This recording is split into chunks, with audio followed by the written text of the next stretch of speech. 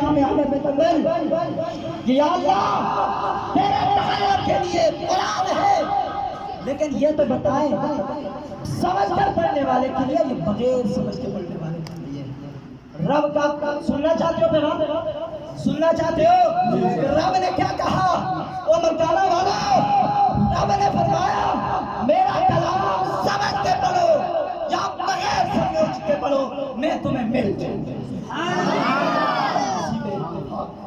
اپنے استاد مکرم میں نے ان سے پرائمری اسکول پڑھا ہے، اللہ تعالیٰ ان کی علم میں عمل میں زندگی میں برکت عطا فرمائے۔ بڑی معذرت میں ان سے کروں گا کہ ان کی موجودگی میں میرے یہاں کھڑے ہو کر گفتگو کی، لیکن بامر مجبوری حضرت والد صاحب کے حکم پر یہاں تشریف میں آیا تو اللہ تعالیٰ تمام ان بھائیوں کا بیٹھنا پڑھنا پڑھانا قبول و منظور فرمائے۔